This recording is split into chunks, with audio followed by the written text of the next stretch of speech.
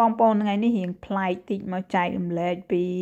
វីដេអូអាំងធ្វើចេកអាំងម្ដងបងប្អូនចាអូវីដេអូទៅឃើញបងស្រីម្នាក់គាត់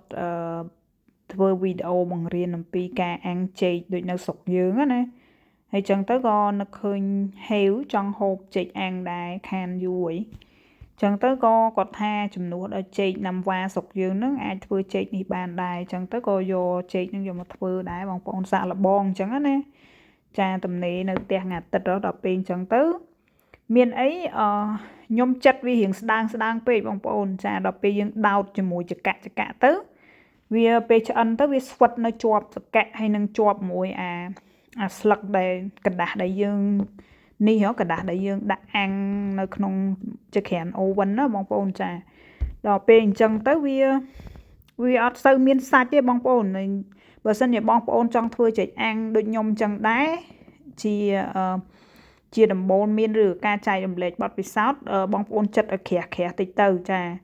ហើយដល់ពេលវាឆ្អិនទៅវាអត់ស្វិតនៅជាប់ជាមួយនឹងចកហ្នឹងទេពេលខ្ញុំធ្វើនេះវាស្ដាងពេកដល់ពេលអញ្ចឹងទៅឆ្អិនទៅជាប់ចកបងប្អូនចាតែឆ្ងាញ់រសជាតិទទួលយកបានគ្រាន់ថាខ្ញុំអត់មានទឹកខ្ទិះហើយក៏អត់បានដាក់ជាមួយនឹងទឹកអំបិលបងប្អូនចាខ្ញុំអត់បានដាក់មួយទឹកអំបិលណាហើយបងអាចធ្វើទឹកខ្ទិះស្រូបទៀតគឺឆ្ងាញ់ហ្មងតែខ្ញុំអត់បានធ្វើចាថ្ងៃនោះចាអរគុណបងប្អូនជំរាបលាចា